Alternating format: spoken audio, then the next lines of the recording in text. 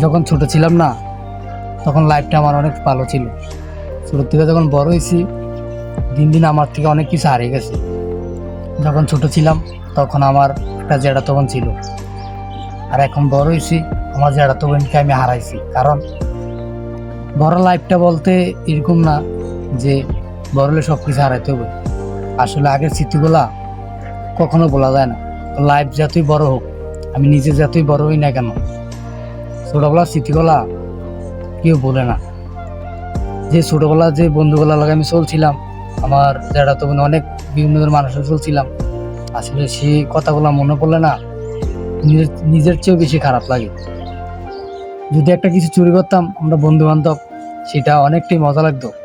আর এখন গাছের ভিতরে ডাব গোমায়, ফল গোমায়, কিন্তু পোলাবাইত কি সব হাত দেয় না, কারণ পোলাবাইত আগের থেকে অনেকটাই ভদ্র হয়ে গেছে। এসবের প্রতি মানুষের আকর্ষণ থাকে না।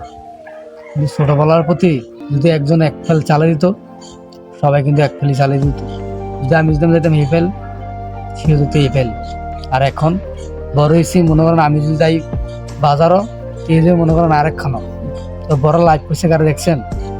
ছোটবেলার লাইফটা যারা যারা মিস করেন, প্লিজ তারা শুধু কমেন্টে বলবা যে ছোটবেলা মানে কি ছোটবেলার লাইফগুলো অনেকটাই কষ্টের ছিল, কারণ অনেকটাই ভালো ছিল। আর এখন আমি হতাশ, কারণ ছোটবেলাকে অনেক মিস করি। যারা আমার মতন মিস করেন, প্লিজ কমেন্ট বক্সে একটু কমেন্ট বলবেন। বক্সে সারা দেন। আসসালামু আলাইকুম, সবাই ভালো থাকবেন। নেক্সট ভিডিওতে আবার দেখা হচ্ছে।